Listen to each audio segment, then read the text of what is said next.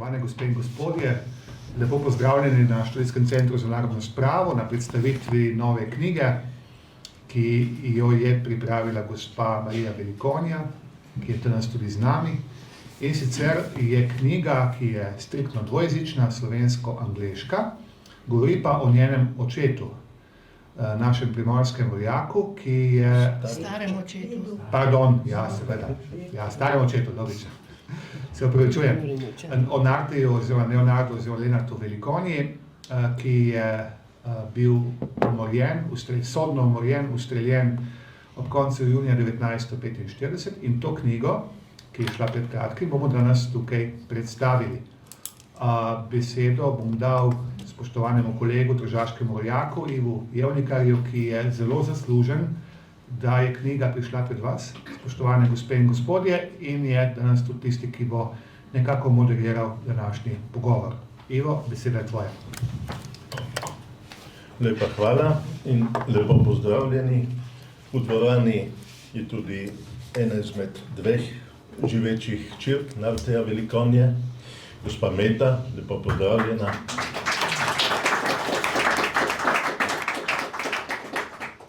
Pa tudi bratranci Velikonjevih otrok, in torej gospa Berta Stanovnik, pa Tine Stanovnik, pa drugi bratranec, naše avtorice.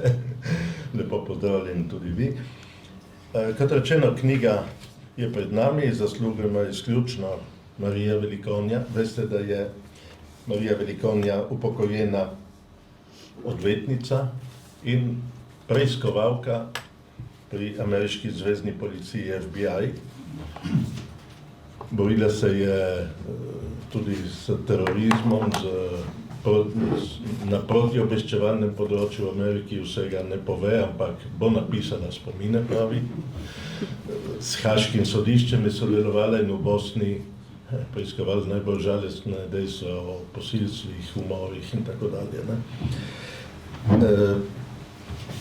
Ona je zadnja leta se posvetila raziskovanju druge svetovne vojne pri nas, vojne in revolucije, medsebojnih slovenskih spopadov in tako dalje, tudi in predvsem v spomin na očeta Jožeta. Jože Velikonja, njegova žena Matilda ali Tili Rus, sta bila 10 let profesorja na Tržaškem, na naših šolah.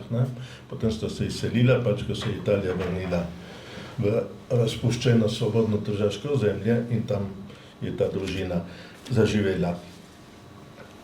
In Jožetu Velikonju bo posvetila posebno knjigo, njegovemu življenju, ne samo karieri v Ameriki, kjer je bil ugleden geograf na različnih univerzah, ampak tudi to, kaj je doživljal med vojno, po vojni in tako dalje. To z radovednostjo pričakujemo to knjigo, to in tudi spomine na Haag in vse to delo. Ko smo imeli v Trstu predstavitev dveh debelih knjig, ki jo je izdal Arhiv Republike Slovenije in v katerih je zapuščina politika Albina Šmajda, je zelo bogato gradivo o revoluciji, kontrarevoluciji, vojni in tako dalje, je bila prisotna, ker je bila takrat v Trstu, približala enemu izmed urednikov te knjige, teh dveh debelih knjig, in rekla, jaz sem vnukinja Narteja Velikonje, mi nič ne vemo, kako je potekal ta proces, zakaj je bil obsojen, kje je pokopan, tega ne vemo še danes in tako dalje. In tam je zvedela, da je Arhiv Republike Slovenije prišel do sodnega spisa, ki se je ohranil v Srbiji. To so ji posredovali in se je takoj odločila, da izda knjigo, v kateri so slovenski dokumenti v faksimilu z nekaj dodatnimi razlagami, zraven pa so prevodi v angleščino in tudi razlaga za neslovenskega bralca, ki ne more poznati vse naše zapletene zgodovine. Tako je išla ta dvojezična knjiga, angleško-slovenska, ki je danes na voljo in ki bo tudi mednarodno javnost lahko seznanila z določenim tragičnim obdobjem slovenske zgodovine. O samem Narteju Velikonji bo povedal Renato Podbersič. On se je rodil, vemo, 1891 pri Jotlici, torej na gori, ampak živel vedno v osrednji Sloveniji, Ljubljani in tako dalje. Bil je žrtev enega prvih, če ne celo prvega večjega montiranega političnega procesa. Da je bil montiran, to je ugotovilo Vrhovno sodišče Republike Slovenije, ki je 17. septembra 2015 oprostilo Velikonjo vseh točk obtožnice. Ampak ta proces, to je zelo, danes brati to gradivo vzbuja čudne občutke, ampak so zbrali 11 ljudi med seboj popolnoma nepovezanih, eni so bili črnorokci, drugi so bili kulturbundovci in tako dalje.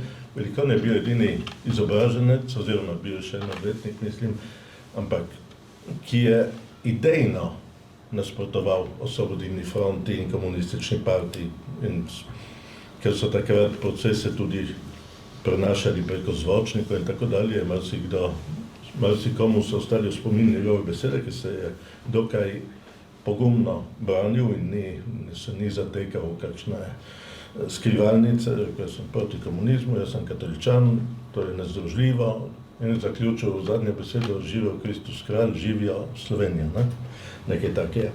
No, ampak teh 11 ljudi so jim sodili poldrugi dan v Ljubljani, sodišče vojne oblasti 4. armije, 23.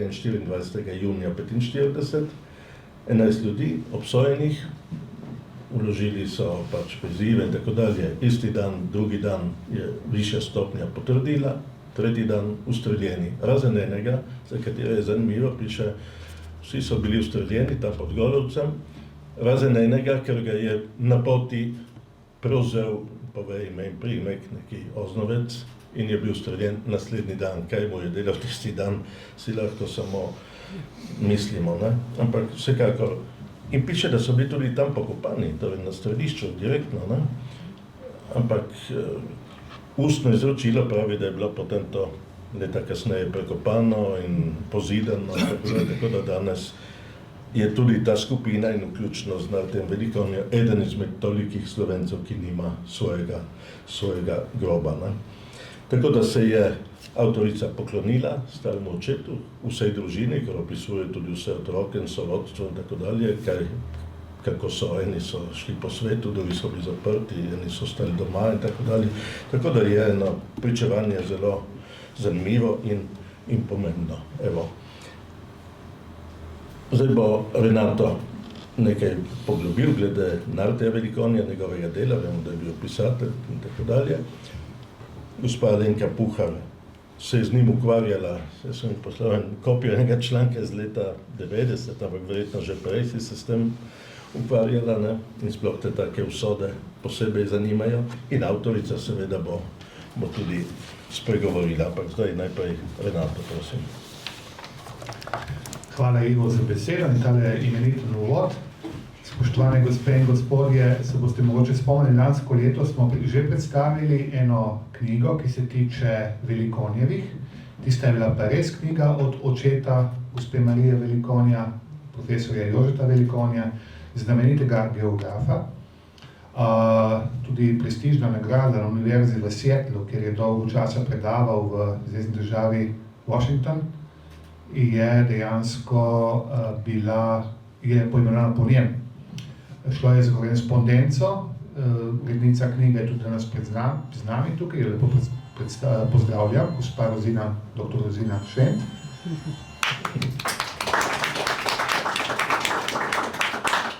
Tako da dejansko nadaljujemo to tradicijo, da tudi to knjigo predstavimo, izkoristimo bivanje gospe Marije Velikonja tukaj pri nas.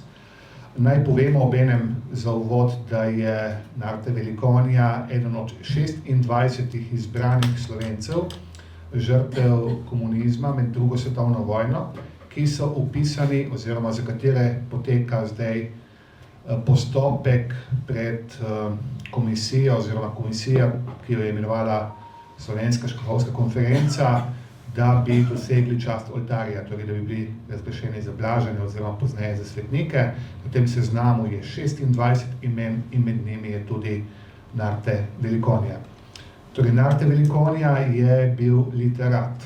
Vsaj v drugi svetovni vojni nikoli ni prijel za puško, ni nosil puške, tudi je ni mogel, ker je bil telesno, recimo temu, pohabljen zaradi bolezni. O tem več v nadaljevanju.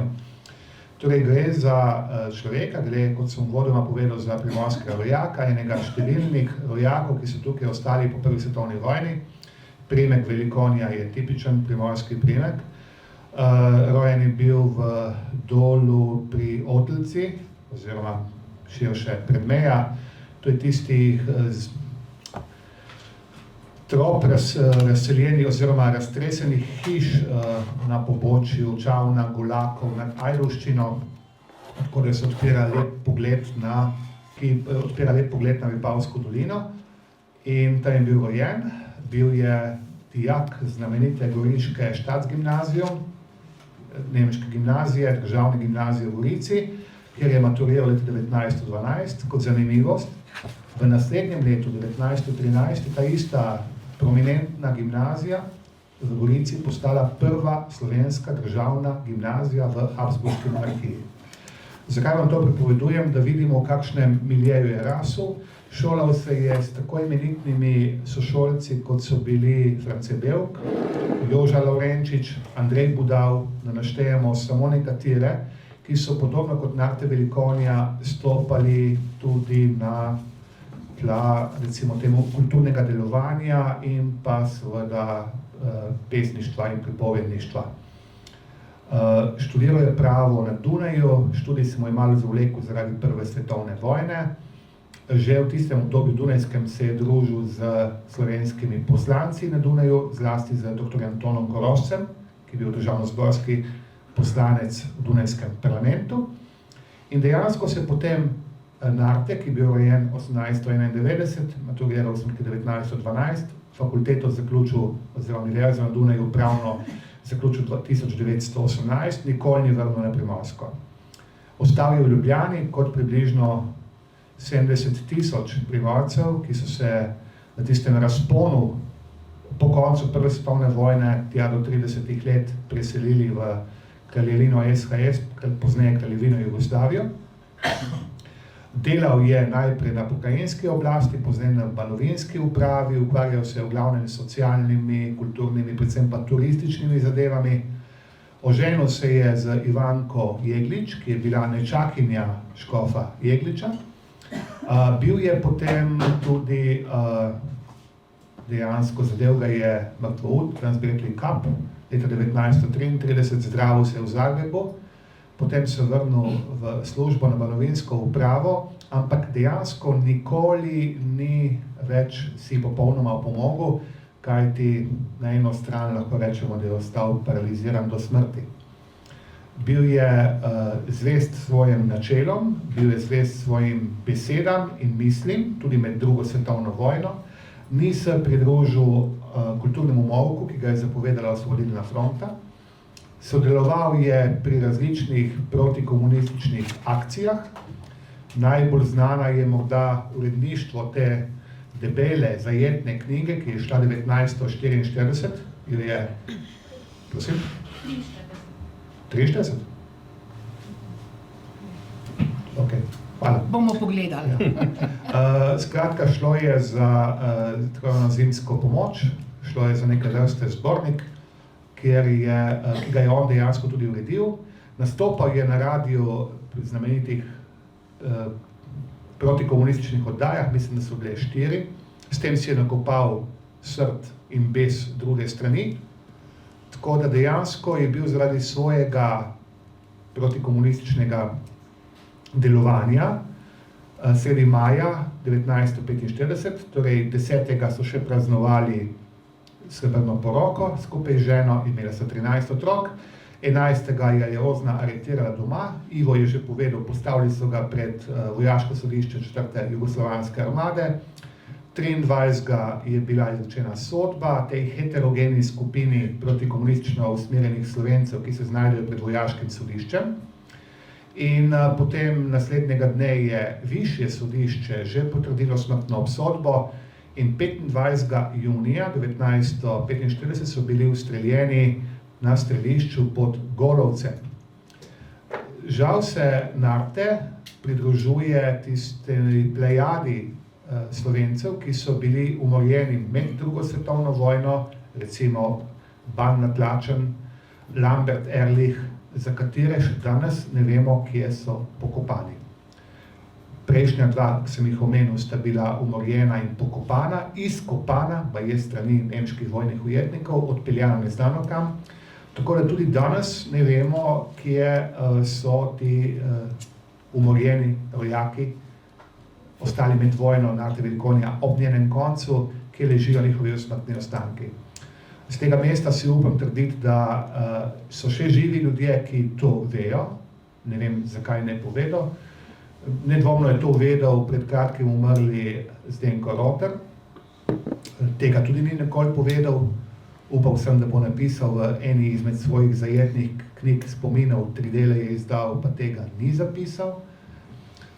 Kot ne vemo za številne kategorije umrlih, ubitih, umorjenih ob koncu druge svetovne vojne, kjer ležijo pokopani. Skoristim priložnost in ker je tudi kolega Ivo tukaj, se spomnim z tega meseca na 12 umorjenih primorskih padalcev, ki so bili odpeljani neznano kam ob koncu in po koncu vojne in so izginili in danes ne vemo, kje so pokopani, torej po koncu vojne kot Narte Velikonija. Tako da očitno nas še precej čaka. Še nekaj morda o samih virih. Treba upoštevati, da partizansko gibanje in povojna oblast, ki je pač se utemeljila ob koncu druge svetovne vojne, sta bili izrazito hierarhično urejeni, šlo je za zvezno državo, tako da dokumenti, originali so ponavadi šli v Beograd, kopije so ostale tukaj in lahko le upamo, tu vidim tudi spoštovanega kolego Igorja Omerzo, on veliko piše in veliko je našel tukaj, lahko upamo, da marsikaj tistega, kar je bilo tukaj uničeno, se je ohranilo v Beogradu. Za te dokumente lahko rečem, da izvirajo iz vojnega arhiva, torej iz vojaškega arhiva, ki ga čuva vojska Srbije, kjer je še ogromno gradiva partizanskih sodišč za medvojno obdobje, originali, že omenjeni, in pa tudi arhivi vojaških sodišč za obdobje ob koncu in po koncu druge svetovne vojne. Ne bo zaenkrat dovolj. Lepa hvala. Da bomo dali besedo avtorici, ampak bi dodal še to, da je zanimiva dokumenta sta pismi, ki ju je vdova Narteja Velikonije pisala bratrancu, znanemu jezuitu Antonu Prešernu v Rim, kjer je bil asistent za slovanske narode v jezuitskem redu, človek, ki je imel dostop do papeža in tako dalje. In sta bila v dobrem stiku očitno in je opisovala te svoje dneve, še pred usmrtitvijo in tudi potem. To bo zanimiv dokument. In profesor Jože Kurinčič, upokojeni profesor na Škofijski gimnaziji tukaj v Ljubljani, je napisal zdaj za Mladiko, ki je v tisku, torej Tržaška revija Mladika, je objavil ta pisma s komentarjem. Ta pisma, kje je on našel? Znana so bila, ker so v Ameriki to natisnili kmalu po vojni, ampak on jih je našel v zapuščini enega izmed duhovnikov tam na Vipavskem, kot corpus delicti na procesu, ki ga je imel ta duhovnik, je bil obsojen na 12 let, potem seveda jih je odsedel dosti manj, ampak tudi kopija tega pisma, torej to je očitno krožilo to pismo zelo zgodaj. Verjetno je tudi to pismo vplivalo na dejstvo, da je bila Velikonijeva žena tudi v zaporu zaradi teh zadev. Šlo je za tolminski proces in verjetno je to pismo romalo preko kurirske poti, ki je vodila iz Ljubljane preko Šentjošta oziroma Notranjskih hribov preko Goriške v Gorico in naprej proti Rimu. To, Ivo, ti ogromnega veš, ker si raziskal zadeve. Gre za te kurirske poti, ki so vodile skozi protikomunistične roke. Pri njih so sodelovali tudi duhovniki, en od teh je bil recimo Joško Kragelj, ki se je potem znašel pred sodiščem v Tolminu in bil obsojen tudi celo na smrt, potem sicer pomiloščen. Tako da tukaj gre iskat. Zanimivo je pa to, da mesec dni po odposlanem pismu je takrat Ozna že vedela za pismo, torej imela globoko krte v tem protikomunističnem gibanju. In zaradi tega je Ivanka Velikonija odležala, zgarala v Reichenburgu 13 mesecev. Zato, ker je sorodniku sporočala resnične zadeve v Rim. No, tukaj imamo to debelo knjigo, zbornik Zimske pomoči, to je zelo resna zadeva, ampak Velikon je pisal veliko tudi humornih ali celo sarkastičnih zadev, ne? Te zgodnje knjižice in tudi zanimivo prvi roman je pisal skupaj z Izidorjem Cankarjem v obliki podlistka in vsak dan je pisal eden in sta si med sabo nagajala, ne? Tudi protagonista je eden spravil zagato in pa ga malo reševati naslednji dan drugi avtor, da se lahko delo nadaljevalo in da sta dobivala pač kot mlada človeka tudi nekaj honorarja takrat, ne? Morda še to je zanimivo, da je zbiral gradivo za knjigo anekdot, ki ostaja v rokopisu, nikoli ni bila izdana. Torej, poleg resnega literarnega udejstvovanja, recimo je avtor znamenite povesti Višarska polena, se splača vzeti v roke. Knjige je kljub temu, da je živel v Ljubljani, izdajal večinoma v Gorici. Tam je bil ta njegov krog okoli goriške Mohorjeve družbe, ki nastane leta 24 kot protivtež oziroma nadaljevanje žlahtne mohorjanske tradicije zaradi nove rapalske meje. Tam je bil v vrhu njegov mladostni kolega, smo ga že omenjali, France Belk. Izhajala sta iz tega krščansko-socialnega okolja, kjer je imela pomembno vlogo protifašistično usmerjena primorska duhovščina zbrana okoli svečenikov svetega Pavla in tam so mu ogromno tiskali, izdali, tudi plačali seveda honorarje, ni šlo za neke velike honorarje, sem gledal malo po arhivih, ampak je bilo spodobno, ne pa grozno veliko. Torej, tam se je on napajal, izdajal resne knjige, Vzemite Višarska polena v roke, se splača prebrati, ampak poleg tega, kot je Ivo rekel, šaljive zadeve in celo do konca, mislim, da prav par dni pred aretacijo je še zapisoval anekdote. Torej, bil je tisti, ki je zbiral anekdote in mislim, da je mislil tudi to potem izdati in ga je čas prehitel. Dobro, zdaj bomo dali besedo avtorici. Verjetno ste zasledili to, da je pred mesecem dni ali nekaj več vodila skupino 25 ameriških Slovencev po krajih trpljenja Slovencev, ne samo po grobiščih komunističnih pobojev in tako dalje, ampak tudi taborišča italijanske, nemška v Trstu recimo in tako dalje. Torej, kaže izrazito zanimanje za vojno dogajanje, za tragedije, ki smo jih Slovenci preživeli, ne. Zato sorodnikov, ta rodbina Velikonjevih je zelo obsežna, kajti imela sta Narte in žena 13 otrok, 3 so mladi ali kot otroci umrli, ampak ostali so preživeli in se človek vpraša, kako ravno ti si se odločila, da se poglobiš v usodo tega starega očeta, ne? Kaj si pravzaprav v svoji družini zvedela o Velikoni, o Narteju, o njegovi usodi, o njegovem značaju, o njegovem življenju, prosim. Ja, sem bila rojena v ZDA, nisem bila okoli drugi Slovenci velikokrat. Prvikrat, kad sem prišla v Slovenijo, sem bila samo 10 let, na kratka obis. Kad sem bila mlada, sem znala samo za stara oče, je bil nepravično usmrčen.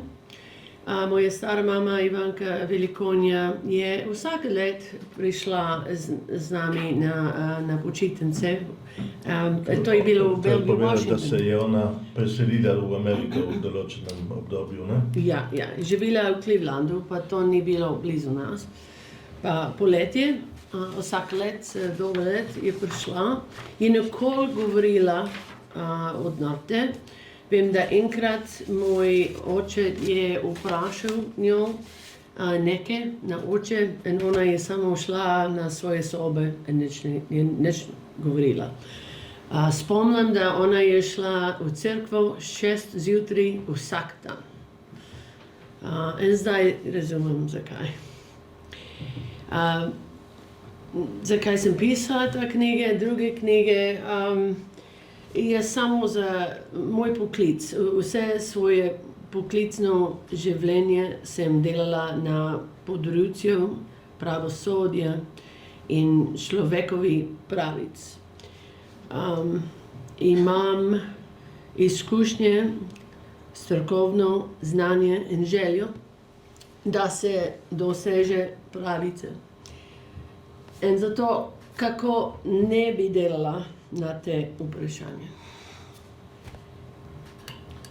Jaz sem že omenil, kako si prišla do teh dokumentov. Vi ste skušali kot družina že prej kaj izvedeti. Tudi oče je nekje pisal o čisto drugi lokaciji, tam, kjer so tiste lisiče jame pri Turjaškem gradu, da je bil tam ustreljen. Torej so krožile razne legende, kot se temu reče, ne? Torej ste se zanimali za to in kako si prišla do teh dokumentov? Ne? Ja, je bilo za mene zelo zanimivo. Sem govorila na to velikokrat s moj stric Tine, ker sem delala v Hagu, Bosna, Hrvaška, sem velikokrat na nedelje prišla v Ljubljani. In to je bilo začetek 94, 95. Zdaj, ker bram moje, kad sem pisala na ta čas, vidim, da sem govorila tudi z Drobnič, druge, kako bi dobili dokument iz Narte. Sem poklicala moje kontakte v Sarajevo, sem imela kontakt v Beograd, ker sem delala vse okoli ta region za ta zadnje 30 let. Nisem dobila, pa samo ko gospod Jovnika je rekel na početek, ta let sem šla poslušati te dve arhivisti v Slovenskem prosvetu v Trstu in oni so me poslali. Te dokument, dosje je bilo 450 strani bilo, zelo zanimivo. Moram reči, da prvikrat, kad sem brala skozi, sem jokala, kad nisem poznala vse te stvari.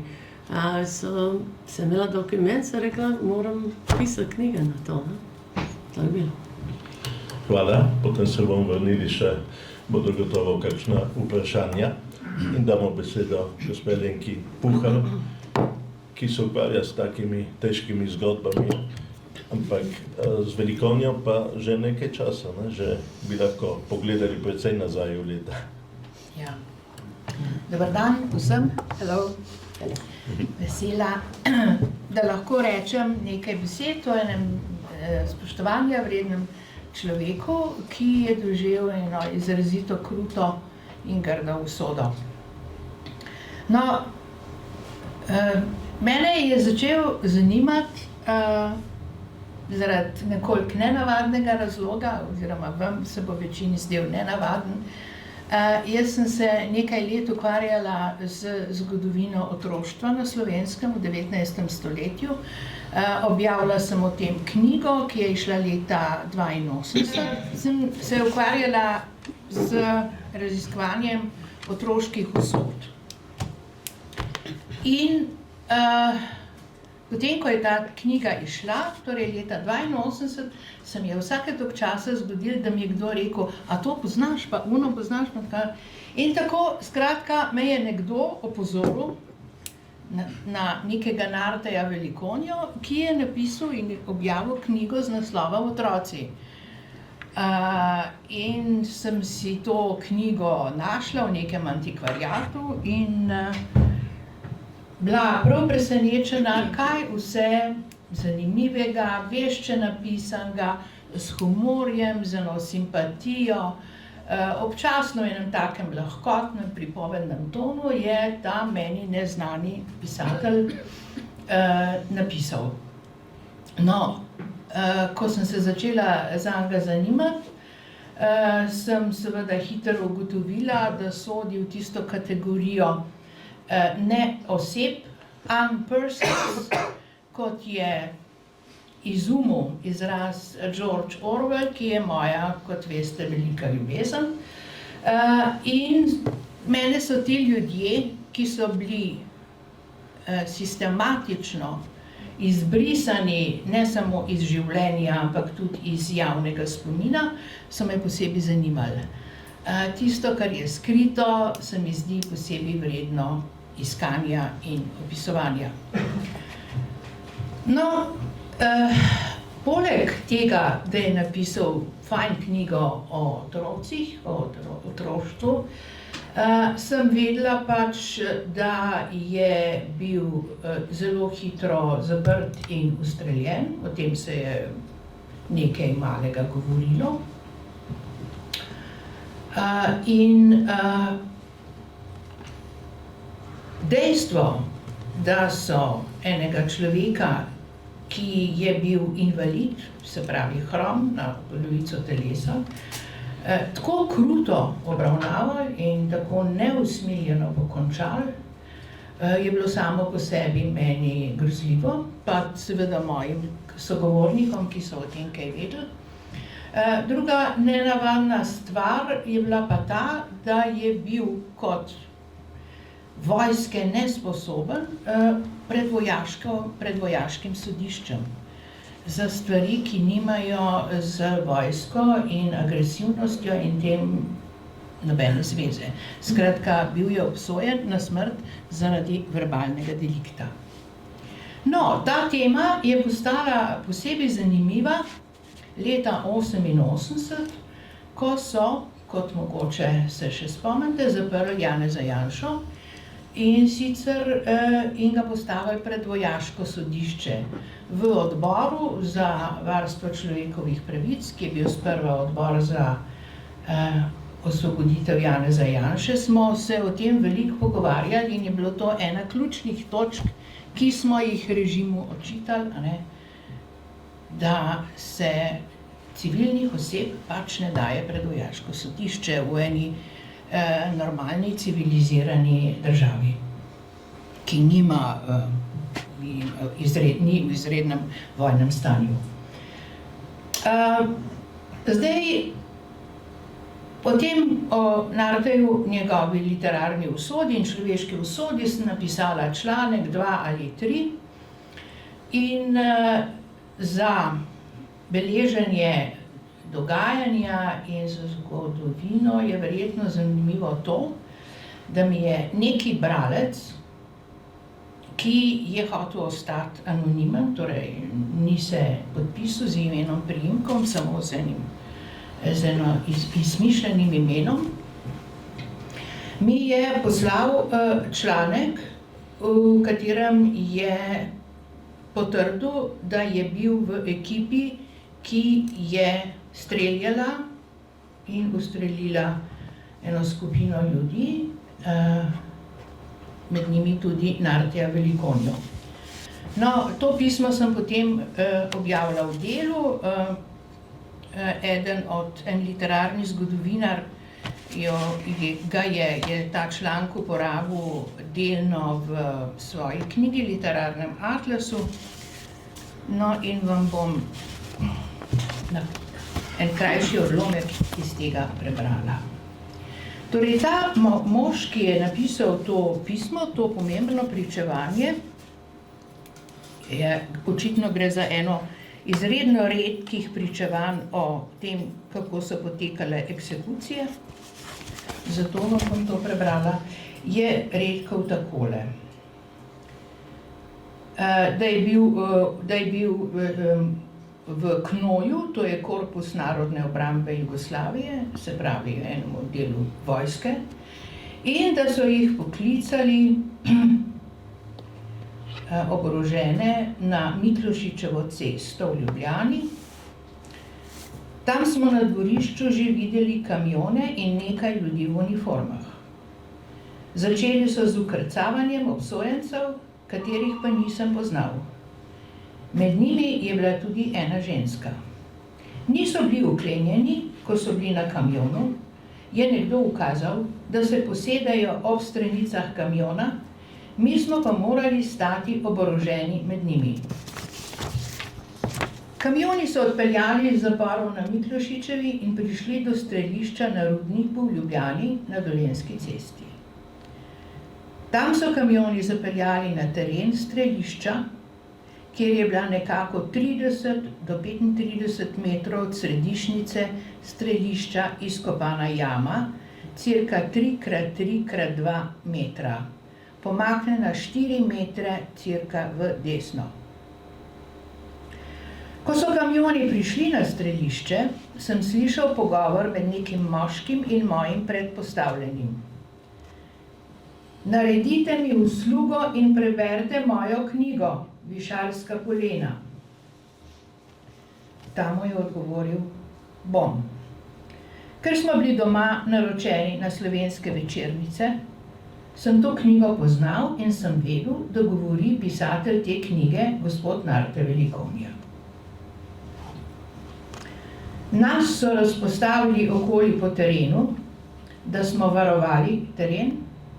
Likvidacije so bile posamezne, od strani uniformirancev, menda ozne. Od jame sem stal nekako 30 metrov, prišel je k jami neki gospod v sivi obleki in izrazito srebrnimi okvirji očal, in pred jamo je snel očala, ponudil jih je človeku, ki ga je na pol hromega spremljal do jame, ta jih je zagnal v jamo. Po obnašanju tega obsojenca sem opazil, kako ga je to pretreslo bolj kot bližnja smrt. Zdaj pa k raznim presenečenjem, ki sem jih na svoji poti med raznimi literarnimi možmi in knjigami doživela. Ena zadeva tole zimsko pomoč. Ta zimska pomoč, ki jo je vodil, je bila pač ena akcija, ki jo je vodil Narte Velikonja, in sicer je bila namenjena pomoči beguncem. Na, bomo rekli, zelo kultiviran način so zbirali denar z izdajo knjig. Med njimi so neke prelepe bibliofilske izdaje, umetniške, pa tale zbornik, ki je izšel torej, v zimi 43-44, očitno leta 44, ki je kljub temu, da je bil narejen v propagandne namene, torej za zbiranje denarja za revne ljudi, kljub temu v tej propagandni noti je izrazito kvaliteten. Moram reči, da sem ga brala, oziroma sem in tja kaj začela prebirati pred mnogimi leti, in sem bila zmeraj znova presenečena nad kvaliteto poezije. Začne se z Otonom Župančičem, prelep Gradnik in tako naprej, tudi pesniki, o katerih nisem še nikdar nič slišala. Kvalitetna proza, zanimiva. Narte Velikonja pa kljub temu, da je bil literat, kot smo že slišali, kljub temu, da je bil literat, ni objavil nobenega leposlovnega besedila, čeprav je gotovo kaj imel, ampak je objavil članek, ki je posvečen otrokom, in sicer članek o pomenu demografije. O tem, koliko otrok bi Slovenci morali imeti, o tem, kaj je treba za to narediti. Skratka, članek je posvečen otroškim dokladom. kako spodbujati, kako pomagati družinam, da bojo imele več otrok. To je pisal leta 1943. In kot en očitno zelo sposoben, verziran uradnik, je natanko poznal vse možnosti, zakonske možnosti, finančne možnosti in je objavil fenomenalne razpredelnice o tem, kako in kaj. Zato vam to kažem, to so same številke. Kako in kaj pripomoči k temu, da bojo slovenske družine večje. Okay. Kot smo že večkrat slišali,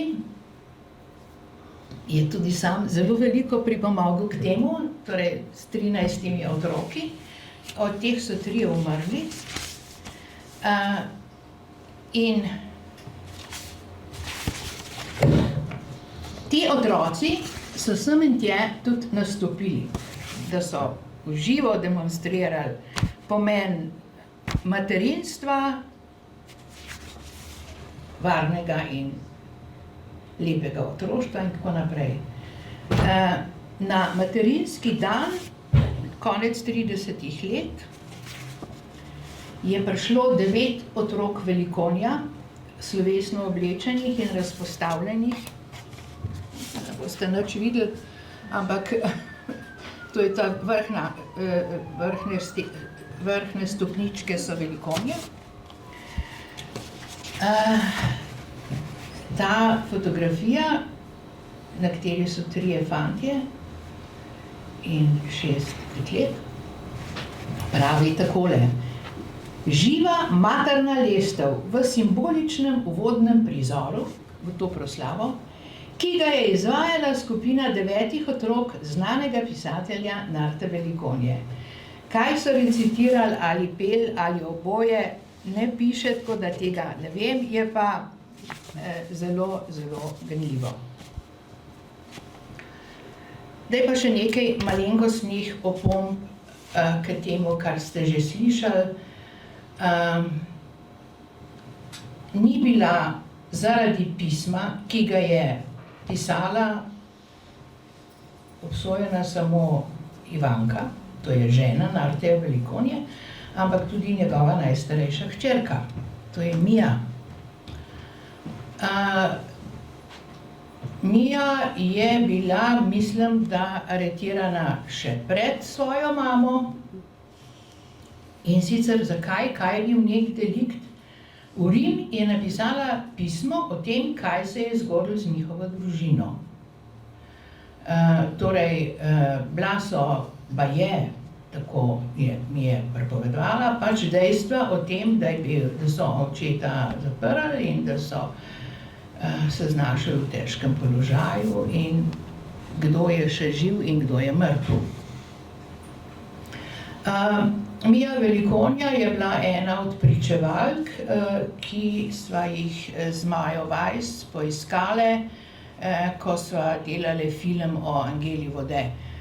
Mija je namreč bila v zaporu najprej v Begunjah in nato v Reichenburgu skupaj z Mijo.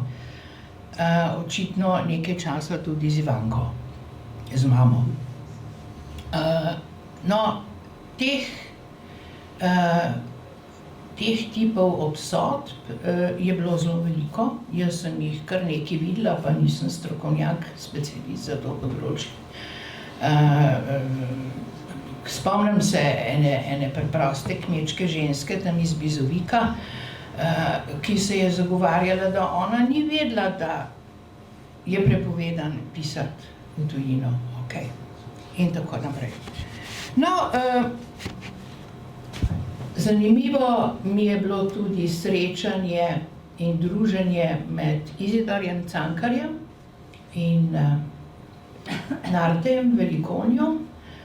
Izidor namreč je bil urednik Doma in sveta, revije, med Prvo svetovno vojno in je bil zelo dober urednik in zelo pameten kritik.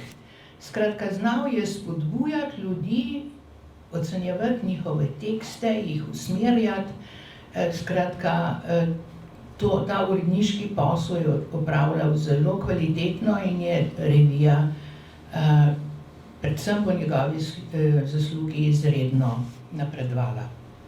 No, in poleg tiste albanske špijonke, ki sta jo z Izidorjem skupaj napisala, je Izidor Cankar tudi redno ocenjeval vse, kar je Narte napisal in mu seveda tudi objavljal. Hvala vam lepa za pozornost.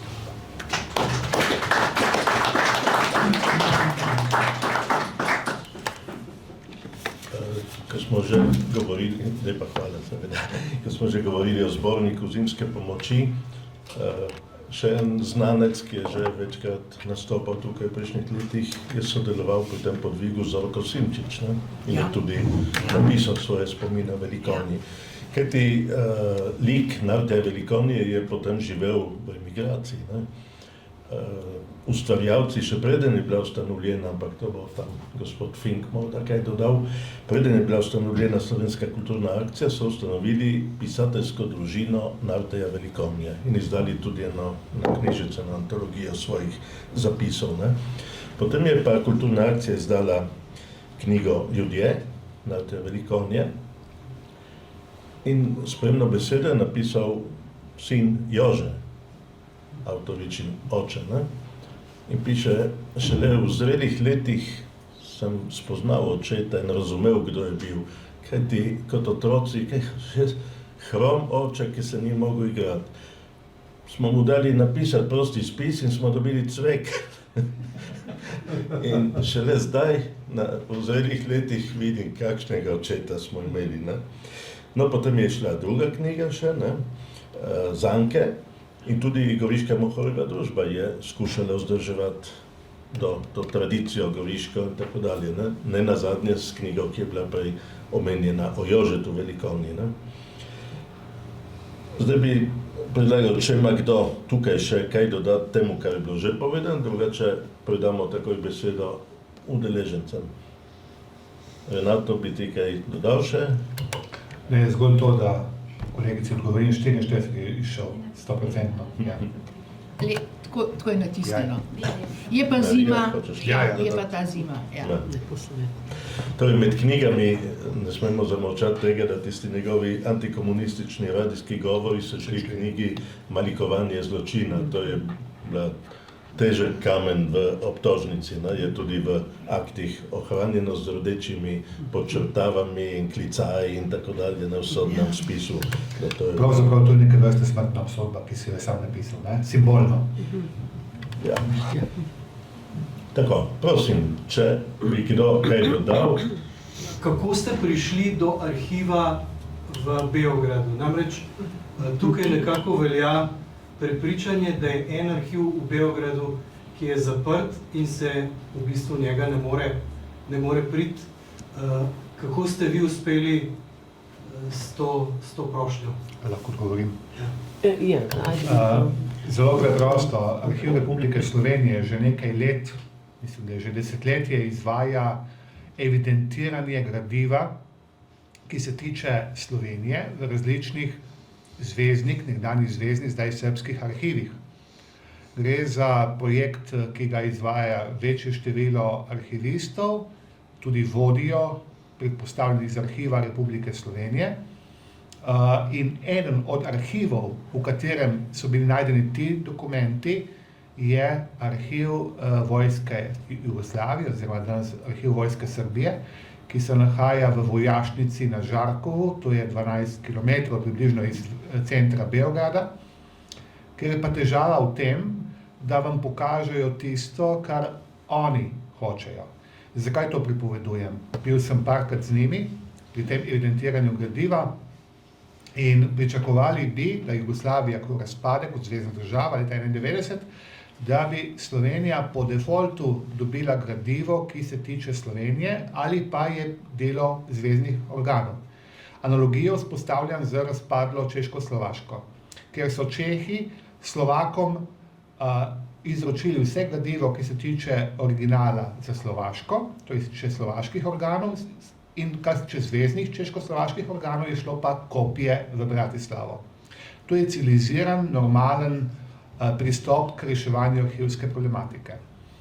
Naj ta svoj kratek ekspoze začinim z naslednjo ugotovitvijo. Ko se je Srbija pogajala za vstop v Evropsko unijo, mislim, da je zdaj zaprla 3 poglavja. Prvo poglavje je zaprla z področja kulture, ki se tiče tudi arhivov. Torej, to se snema, gre v javnost, pa bom povedal javno. Tudi ko smo imeli čas in možnost pritisniti in zahtevati, da bi gradivo, ki se tiče Slovenije, dobili, če ne v originalu, vsaj v kopiji v Slovenijo, smo očitno zamudili. Zdaj, to gradivo prihaja iz tega korpusa nabranega gradiva, je tudi gradivo, ki ga je dobila gospa Marija Velikonja o svojem starem očetu, o Nartiju Velikonje. Pa ne samo o njem, obstaja cel kup gradiva. Upam si trditi, da je še veliko gradiva, ki pa ni prišlo pred oči raziskovalcev, ki ni prišlo pred oči popisovalcev, samo za en podatek, o kakšni korpusu gre. V tem arhivu je približno 60 milijonov dokumentov. Še enkrat povem, 60 milijonov dokumentov. Pa si lahko predstavljate, kdaj bo ta posel končan. Tako da to gradivo je gospa Marija Velikonja dobila iz našega arhiva, ki je izvajal popisovanje, prišel pri svojem popisu tudi do sodišča ljubljanskega oziroma 4. armadnega območja s sedežem v Ljubljani in znotraj tega materiala je bil tudi dosje, obsežen dosje Nartija Velikonja. Če koga morda zanima, gre na videz iz današnje predstavitve. Obstajajo tudi gradiva sodišč, partizanskih sodišč za čas 2. svetovne vojne.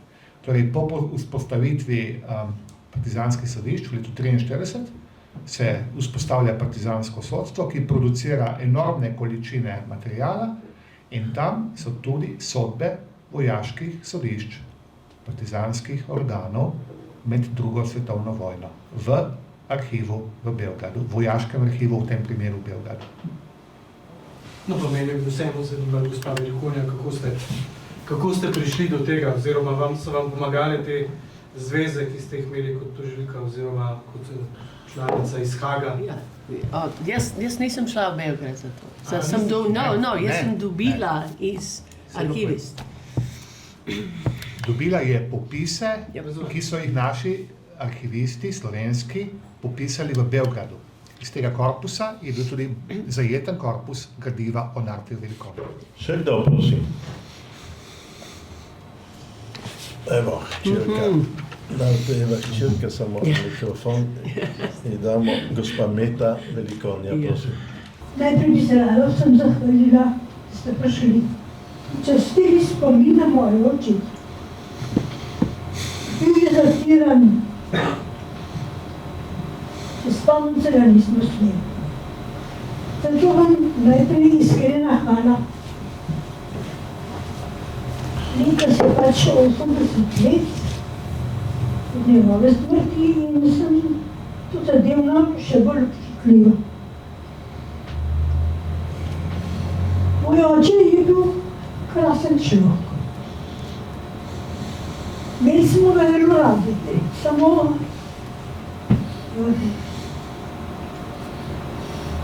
veste,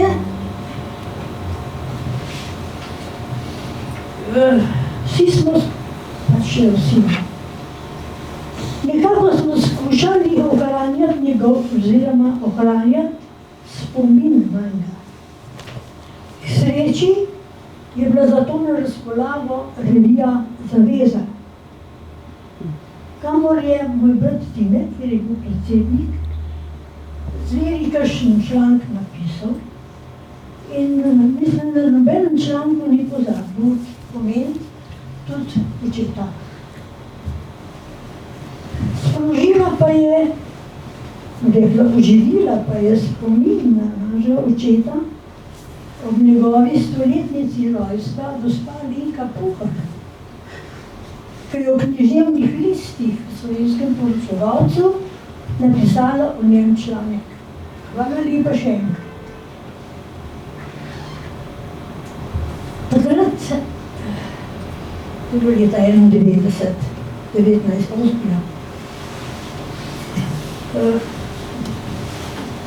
Zdaj, tako med vojno, jaz se samo spomnila, njegovi smrti sem bila stara 12 let. Med vojno mi niso razlagali, kaj se dogaja. Pa so skušali skriti pred mano, kaj. Bolj radovedni so bili starejši, ki jih pa leta 45 ni bilo več doma. Doma smo ostali mama, najmlajša sestra, Lenka, pa jaz. Vsi drugi so se razbežali po svetu. 5 jih je šlo na Koroško, 3 so bili v Italiji,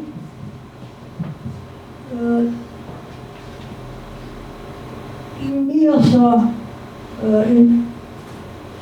se pravi, starejši 2 sta bili v Gorici, sta pomagali pri slovenskem šolstvu, Jože Lavrenčič, in sta ostali v Gorici, kjer so v tistih bojih, ki so se v Gorici vršili, bila Ivanka ranjena z nogo in ni mogla na cesto. Mija je pa šla na cesto s svojo prijateljico, kjer so jo nekaj aretirali, zaprli in, kot sem slišala od sedajšnje gospe, so ugotovili, tista družba, kjer sta bile, da je ni izginila, da je ni.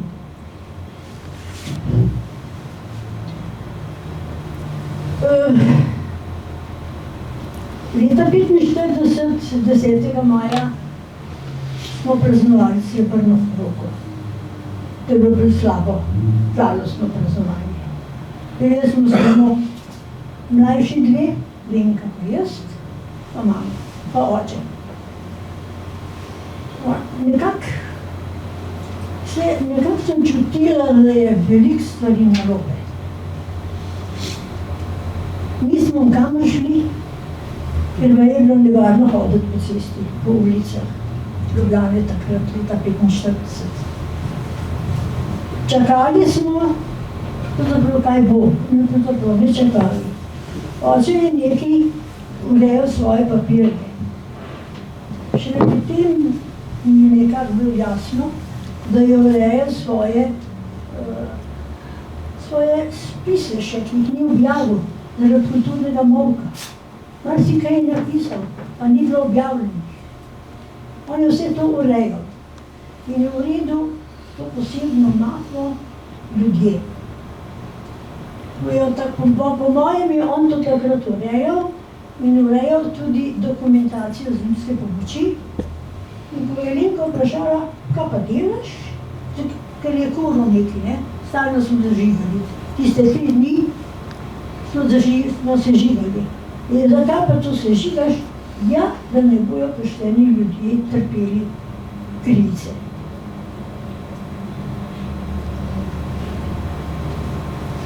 Enajstega maja po noči, jaz sem se zbudila, ker je bila luč, to sem že vse napisala, je bila luč in pride mama in reče, nič se ne boji, vse je v redu, po papana so prišli. Kar še bi 12 let stala. Jaz sem sam vedela, da našega očeta zebe, strašno zebe. Vedno ga zmeri zeblo in se vem, da je imel nekaj netopljeno.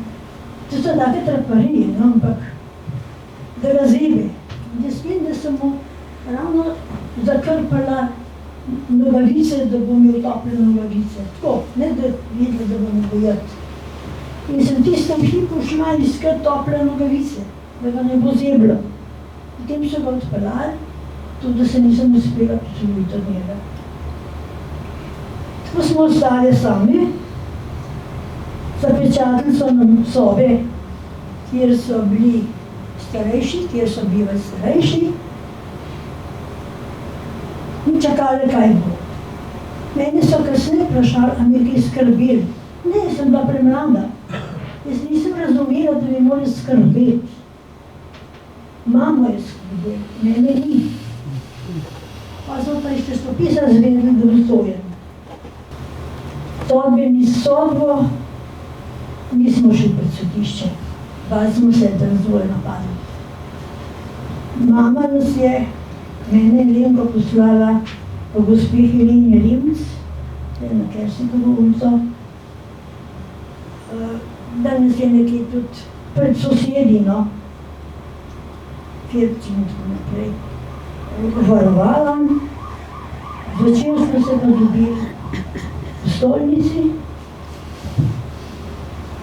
kjer je mama povedala, se pravi ponedeljek, 25. junija, v stolnici zvečer. Mama naj je sam prijela za roke in rekla, zdaj bojo pa pana ostreljali. Pustite, da vam to govorim. Ampak takrat smo onemele v solzah, v bolečini. Nisem videla kdaj in kako smo prišli domov. Stanovali smo pri Šempetru, ne? In od takrat se je naša mama nekje zaprla vase. Kot da je nami na Lenko malo pozabila.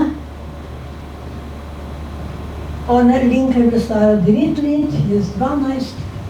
To se pravi, nekje sva hodile po mestu. Nosile sta črne šolske halje. Potem je se nekaj ujela gospa Tozonova, Mirjam Tozon. Nisem rada pa belušne, če nam bo nabavila klobučke. Mi smo bile preveč divjaške, da bi znale klobuke nositi. Javljali so se ljudje. Vem, da je bila ena gospa, ki je imela trgovino s čevlji, na Čopovi ulici. In je rekla, pridite si zbrati čevlje, meni bojo se zapomnili. Takrat sem dobila 2 para takih čevljev, ki jih življenju naprej nikoli nisem imela. Mislim, to so takli pomeni in se brantame. No, niso zlati. Pol je pa mama zvedela, da je Mija zarekla v zaporu. Dobila je pošto v zapora, da je Mija. In da je pripravila nek paket, da ene ženske so hodile okrog, češ, da bojo mami, da bojo nesle pošto mi. Ko sem kasneje Mijo spraševala, je bilo, ki je rekla, ne, to še ne spomnim. Navedel, da ni hodil. Češ, da ne hodimo po Miklošičevi cesti, da nam bo Mija z okna pomahala. Da nas bo videla. Ne pomahala, da nas bo videla. Ja, pa mi je rekla, da ni bilo nič od tega. Da se prav, poslani so bili ljudje, da so mamo zavajali. So tu zavajali, kje ne bi bil oče ustreljen. Vse mogoče. Pa da je bil tujak. Pa da je bila Kamniška Bistrica. Pol so pa nehali.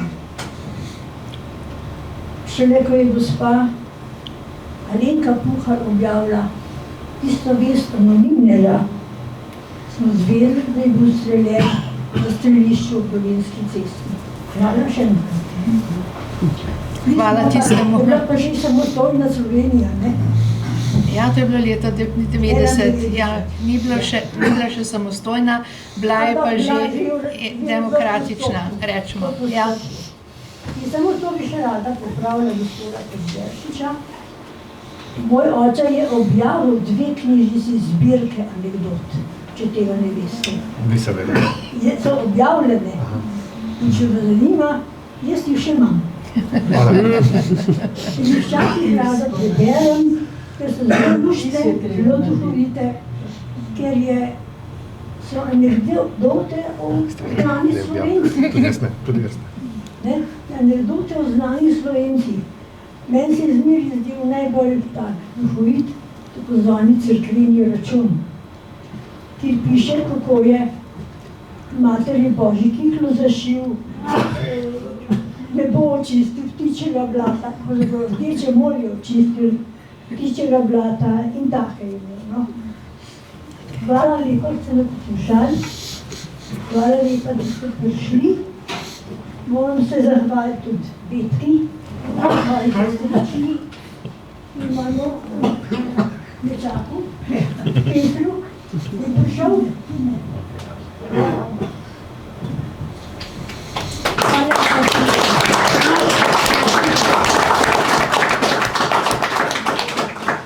Najlepša hvala za to dragoceno pričevanje. Jaz bi še spomnil na to, da je ob stoletnici rojstva Društvo slovenskih pisateljev odkrilo ploščo na Rojstni hiši na Angelski gori, ne? Tako da je takrat društvo aktivno sodelovalo v tej slovenski pomladi. Je še kdo, ki bi kaj, čeprav je Jaz bom težko sam zdaj še kaj... dodala, da je imel zelo lep govor, vreden branja Dane Zajc, ko so to ploščo odkrivali. Gospod Ves, prosim. Pozdravljeni, jaz bi samo eno kratko srečanje in razgovor, sem samo stikal tam Velikonjo kot pacient, sem ga srečal, drugače nisem stikal. In ko so se pogovarjala, sem gotovo, da sem jaz živel v tistem času, sem bil en let star v sosednji hiši na Šebetarski cesti, tako kot je gospa Či povedala. In potem smo skozi pogovor prišla, on je z Grenkovo rekel, da sem jih izselil iz tega stanovanja. Pa ta stanovanje je bil v lasti Ljubljanske škofije, in potem se vselili noter gospoda, ki sicer bil iz kroga krščanskih socialcev, ki je kot konspetnega država pravo, vse veste že, jaz sem sam na glas povedal, in tukaj se je nekaj dogajalo, nekaj ozadju, še nekaj drugega, ni bilo samo kaznovanje njega, ampak mislim, da so celo družino kaznovali, glede na vse povedano, kar se danes sliši. Samo to bi rad povedal, da je mogoče ozadje tudi malo širše kot samo streljanje njega, usmrtitev njega. Mislim, da so se lotili družine kot take. Sploh glede na njegov pojmovanje tega, kako se stvari tudi prenašajo v rodu, ne samo preko knjig. Hvala lepa. Hvala. Ja, družina je bila deloma angažirana, moški del, torej Jože je bil pri Primorskih domobrancih, ostala dva brata sta bila vrnjena iz Vetrinja kot mladoletnika in se komaj rešila, Tine in Marjan, tako da je vsa družina trpela zaradi tega, ampak avtorica opisuje za vsakega člana nekako, kot tudi objavlja, če se nismo še poglobili, ampak ne bo časa zdaj za to, objavlja celotno razsodbo Vrhovnega sodišča, ki je razveljavilo tisto sodbo, tako da 17. septembra 2015. Bi še kdo kaj? Ja, prosim, gospa Marija Stanovnik. Hvala lepa za besedo. Jaz bi se pa samo zahvalila gospe tukaj, pa sestri njeni, pa še Tinetu Velikonju, ki so leta in leta skrbeli za vzorno potovanje, tisti, ki smo želeli priti v Kočevski Rog. In jaz sem občudovala jih vse tri po vrsti, do zadnjega, kako enkrat nisem slišala žal besede o ljudeh, ki so jim storili tako čudo. Že sem jih občudovala in jih še občudujem, kakšno veličino, kakšno plemenitost je bilo v teh ljudeh. In sem si rekla, če imajo take otroke, potem v to Marte Velikone je bil tak, kot vemo zanj, da je bil, no jaz sem brala tudi te anekdote že zdavnaj, pa članke v Zimski pomorči, pa tudi tisti inkriminirani članek še pod ključem, tako rekoč, zaradi ki sem veste, eno pesništvo sem raziskovala, za to in skratka, vse spoštovanje, pa hvala. Hvala. Še kdo? Andrej Fink, pričevanje iz Argentine. Ja, ne bom govoril niti o Argentini, pač doma smo imeli pač ljudje, knjiga je bila na izstopajočem mestu v hišni knjižnici, potem sem jo očetu ukradel in zdaj, ko sem se preselil v Slovenijo, imam jaz tukaj le pri sebi, ampak ne bom toliko govoril o teh stvareh, pač tisti id na ve, ker sem bil otrok, nisem vedel, kaj je to id na ve, je igralska družina Marte Velikonje, ki je bila preomenjena. Ja. Ampak mene nekaj drugega, samo spomniti hočem na to. Pač ta sodba, da je bil obsojen, se ni bil sam on obsojen, pa so bili drugi, pa je bil Rožman obsojen, pa polno drugih takih je bilo.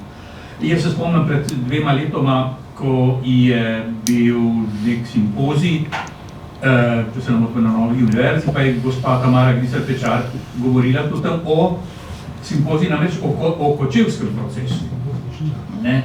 In na koncu, ko je bilo vse tisto končano, pa je do mene prišla, pač ve, da sem pravnik, pa je rekla, gospod Vinka, je to sploh bil proces?